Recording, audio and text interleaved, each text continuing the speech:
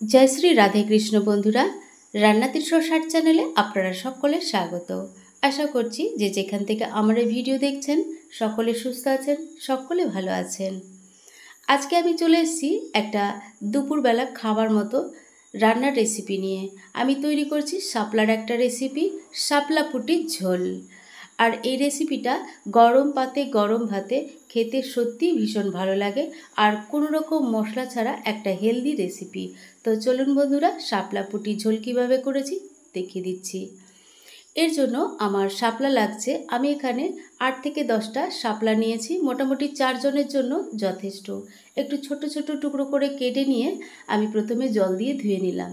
আর এর জলটা কিন্তু বন্ধুরা অবশ্যই ঝরিয়ে নিতে হবে, ভেতরে যেন কোনো রকম জল না থাকে। তো জল ঝরিয়ে নিয়ে এর আঁশগুলো ছাড়িয়ে নিচ্ছি আর ছোট ছোট টুকরো করে আমি কেটে নিয়েছি। এবারে এটাকে আমি বলেছি শাপলা পুটির ঝোল বন্ধুরা, কিন্তু আজ আমি পুঁটি মাছ পাইনি। এই রেসিপিটা তৈরি করতে গেলে আমি পুঁটি মাছ দিয়েই তৈরি করি। আজকে মোয়া মাছ দিয়ে করছি। সামান্য একটু লবণ আর হলুদ দিয়ে মাছগুলো ভেজে নেওয়ার জন্য প্রথমে মেখে নিলাম। এবারে কড়াইতে আমি একটু বেশি করে সর্ষের তেল দিলাম মাছগুলো ভেজে নেওয়ার জন্য। অবশ্যই রেসিপিতে আমি সর্ষের তেল ব্যবহার করছি, আপনারাও তাই করবেন। এবারে মাছগুলো অল্প অল্প করে মোটামুটি 2টো ব্যাচে আমি ভেজে নিলাম। তো ভেজে নেওয়ার জন্য আমি এখানে দিয়ে দিলাম ছড়িয়ে, আর একটা পাশ মোটামুটি একটু কড়া করে ভাজা হলে তবে উল্টে দেব। আর এখানে একটা কথা বন্ধুরা, মাছগুলো কিন্তু অবশ্যই একটু কড়া করে ভাজবেন, যেহেতু মশলা ছাড়া শাপলার ঝোল, তো একটু কাঁচাটে ভাব যেন না থাকে। একটা পাশ কড়া করে ভাজা হয়েছে, আমি উল্টে দিলাম। ঠিক একইভাবে অপর পাশটাও ভেজে দিয়ে মাছগুলো আমি তুলে নিচ্ছি। এই রেসিপিতে যে কোনো টাটকা মাছ দিয়ে আপনারা কিন্তু তৈরি করতে পারেন। পরের মাছটাও দেখুন আমি একইভাবে ভেজে তুলে নিয়েছি। 2 ব্যাচে মাছগুলো আমার ভাজা হয়েছে। এখন কড়াইতে সামান্য একটু তেল দিচ্ছি, আর রেসিপিতে তেল কিন্তু তেমন দরকার হয় না। প্রথমে 3টে শুকনো লঙ্কা ফোড়নে দিলাম, একটু নেড়ে চেড়ে নিয়েছি। এবার দিচ্ছি 8 থেকে 10 কোয়া মতন রসুন, নেড়ে চেড়ে ভেজে নেব। আপনারা যদি মনে করেন ঠিক এই সময় শাপলাগুলো দিয়ে একটু নেড়ে চেড়ে নিতে পারেন, কিন্তু আমি এভাবে করি না।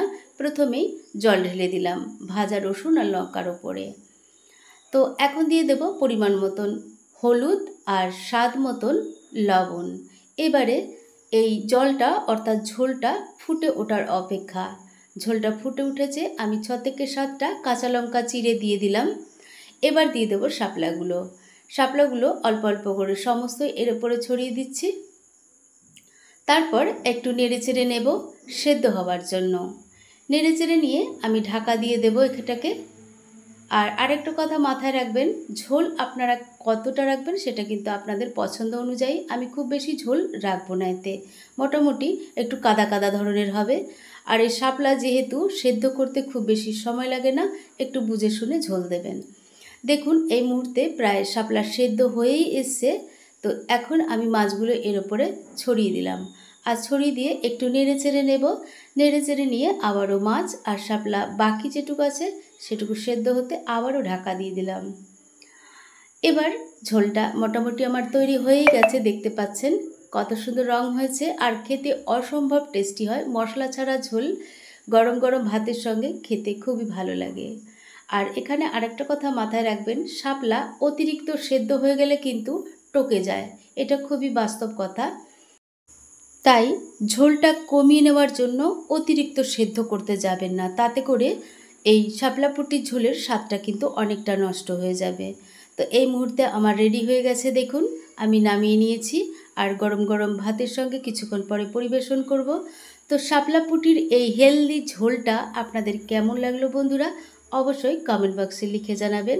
আর প্লিজ একটা লাইক দেবেন আর সাবস্ক্রাইব করে অবশ্যই আমার চ্যানেলের পাশে থাকবেন। আবার দেখা হবে। ভালো থাকবেন, সুস্থ থাকবেন।